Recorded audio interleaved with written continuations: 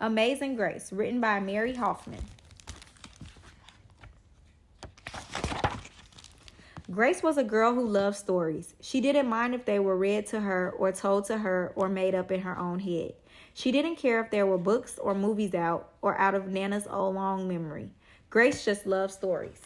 After she heard them, and sometimes when they were still going on, Grace would act them out, and she always gave herself the most exciting part. Grace went into the battle as Joan of the Ark, and she wove a wicked web as Anansi the spider. She hid inside the wooden horse at the gates of Troy.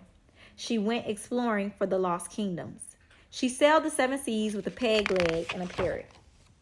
She was a Hautwa, sitting by the shining big sea water, and Mowgli in the backyard jungle.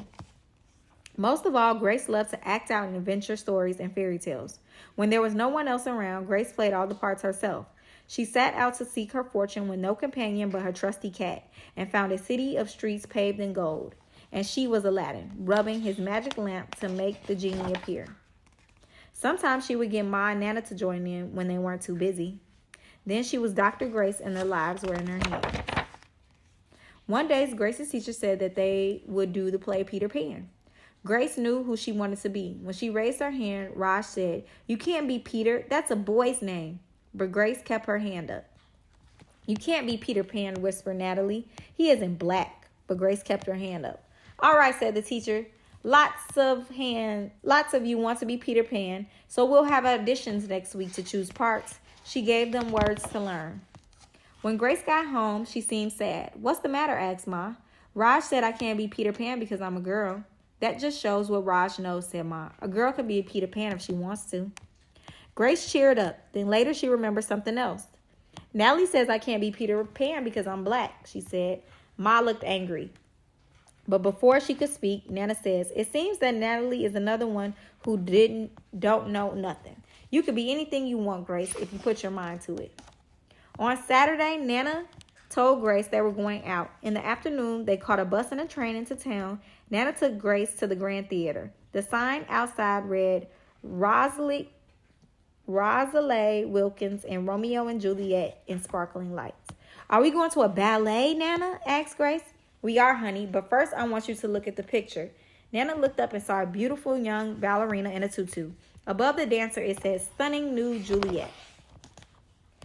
That one is little Rosalie from back home in Trinidad," said Nana. "Her grandma and me, we grew up together on the island. She always asking me, do I want tickets to see her Rosalie dance? So this time I said yes." After the ballet, Grace played the part of Juliet, dancing around her room in her imaginary tutu. "I can be anything I want to," she thought. On Monday, the class met for auditions to choose who was best for the part. When it was Grace's turn to be Peter Pan, she knew exactly what to do and all the words to say. She had been Peter Pan all weekend. She took a deep breath and imagined herself flying. When it came time to vote, the class chose Rod to be Captain Hook and Natalie to be Wendy. There was no doubt who would be Peter Pan.